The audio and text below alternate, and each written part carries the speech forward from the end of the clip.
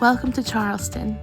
We are starting off our first day here at the Charleston Tea Garden at Wadmalaw Island in South Carolina. It is a really beautiful space, and it's America's only commercial tea plantation, growing over 300 different varieties of the Camellia sinensis plant. We really hope that you enjoy our first stop here. My favorite part is that you can go into the gift shop, check it out. You can get a free complimentary tea, and on top of it, you can also go see a tour within the building and learn all about the different teas and how the Charleston Tea Garden maintains their different tea plants. It really is so wonderful.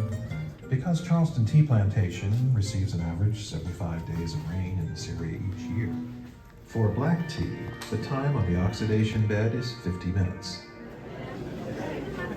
So I just got the cranberry or some type of berry honey stick for like, 85 cents. I think it's really good on a rainy day, just waiting for our trolley. It gave you a voice change. I know, I think I'm a Southern boy now, Southern lass, as they say up north. Mamachica's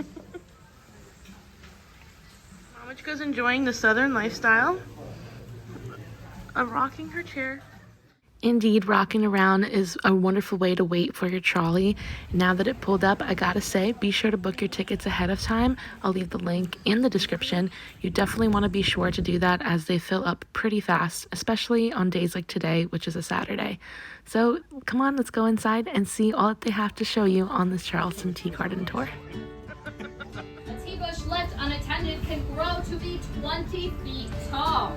So they had to pond you see on our left, that is irrigation pond number 3.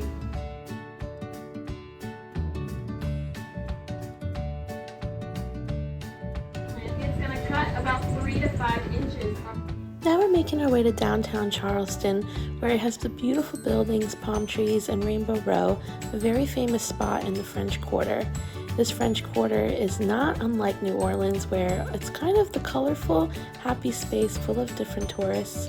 It was truly a place to take a lot of pictures, take it in and enjoy.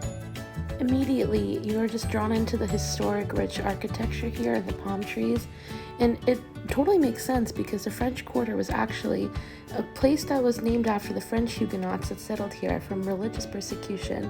So you walk around and go to the French Huguenot church and see the beautiful colors, and while it's beautiful, it's also just so historic. And being here in the rain, which actually worked out just because it made everything that much more charming, the tourists got off the streets, and it was as if you had everything to yourself. Once you're done admiring the French Huguenot church, be sure to head to the hidden gem called Philadelphia Alley. It really is a cute little spot to take photos and read some history. From there, we recommend that you round the corner and visit an art gallery that truly has me still thinking about the art to this moment. It was really unique. The pieces were different, modern, but very, very specific. And you can tell the artists each had their own curated sense of style. And it's just something so magical about even the fact that they had thought of different things, like with sculptures and the different expressions on faces. It was just so cool. Life. Conception. Now let's head to the waterfront. This waterfront is known for its iconic pineapple fountain. Pineapples are actually a good luck symbol here in South Carolina, having a really rich history of when sailors would come home and perch them on their doors, and it would become a sign of wealth and hospitality. Time for dinner.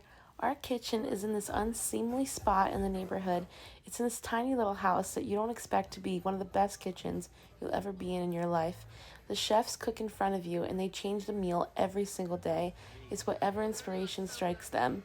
It's just so cool to be sitting right in front of them and get to watch them go to work and give you the most mouth-watering food you could ask for. All off, I wanted to do a little cauliflower sweet, just nice and simple to start everything off with.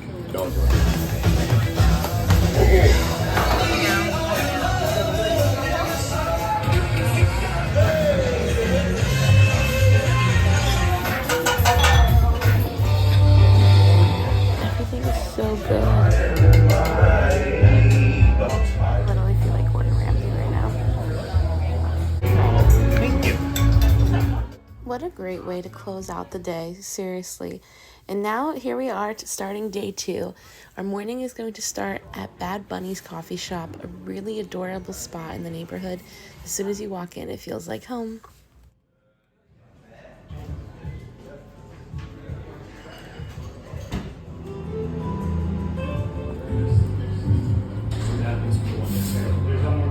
From here, we drove on over to the Fort Sumpter Tours. We cannot wait to see the spot that started the Civil War. Andrew is a history teacher, and so he really had this on his bucket list for a long, long time. It's a really deep spot to be in, especially considering that it was Memorial Day when we went. So it was just something to remember what kind of kept our country together and how that battle was actually very hard fought, and the reason in the country, it was the bloodiest war in the country. So definitely, again, come here, take it in, soak it in. Today, you also have that other fold. So go ahead and pass. One of the most iconic moments of this hour tour is raising the American flag. Back at the time when Fort Sumter was first taken over, marking the start of the Civil War, the flag had to be lowered because it was a Union flag, and a Confederate flag went up. And as soon as the war was over, the first thing they did was raise back up the Union flag. So it's just such a unique way to commemorate the fort and the trip and the history. Aw, he's hitching a ride. After that, we went to the Hyman's seafood place. We really can't wait to eat here. It's voted the #1 seafood restaurant. But first, while you put your name down and wait, go to Le Macaroon and have a little tasty snack. Once we finally waited and they called our reservation, we really could not believe just how wonderful the inside and interior are. There's really delicious southern sweet tea here. Definitely had to slurp that down with my meal. And on top of that, the oysters were fabulous. We definitely recommend those. The absolute highlight has to be the she crab soup. It's an award-winning soup that is as silky as it is smooth and such full of seafood that makes you want to just eat it forever. The other dishes were also fabulous, especially when you use the secret sauce on the table. But if you're here just for one thing, the she crab soup is the best. Also peep out the different tables and the artwork that show all the people that have been there before. Walking the city market. After such a filling lunch, going to this market that was built in the 1790s in a historic building right here in the heart of Charleston. It actually runs 4 blocks. It was a perfect idea just because you get to walk it off, see beautiful products, and really enjoy. So definitely be sure to stop by and do lots of souvenir shopping.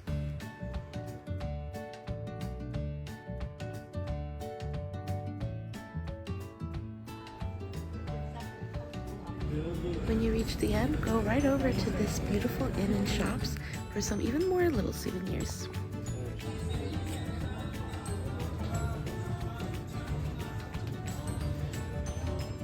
Now, what's a vacation town if you don't visit a fudge shop?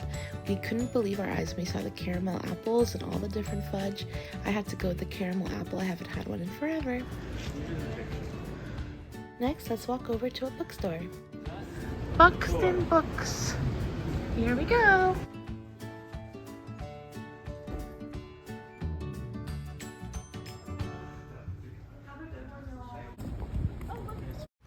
From here, we're going to stop by and get some coffee for the road. Second State Coffee is such an open, beautiful space inside. Kind of reminded us of Danish coffee shops, just with how airy and lovely it is. And I genuinely had a great time just admiring it before we had to take everything to go. Loved the latte art. And from there we went to Hampton Park. It was a beautiful sight for magnolias. Ugh, I couldn't believe I got to see them in person. And all the luscious green, the Spanish moss in the trees. It's a perfect place to stroll around.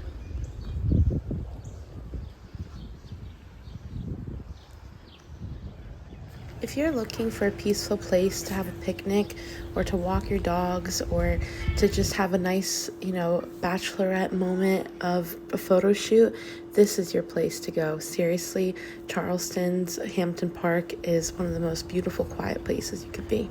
Hey y'all, welcome back to my history channel, okay? Right. Now we're gonna go visit the Denmark Vesey Monument, right, or Memorial.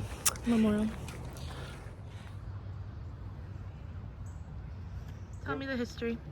So Denmark Vesey, right? He's a former enslaved African American. He gained his freedom later in life, and once he gained his freedom, he became a preacher and began preaching about freedom. And eventually, he was going to plan a rebellion. I forget where, but somewhere in the Carolinas. But he gained like hundreds of supporters, and then one of them actually ratted him out before they actually were able to rebel. And unfortunately, they got caught. Right? Yeah. And he was hanged as a result, just like anybody who was planning any slave rebellions, unfortunately. With that, we hope you have a wonderful 2 days in Charleston when you visit. Let us know in the comments if there are any other hidden gems we should check out. Like and subscribe if you can, and have a good day.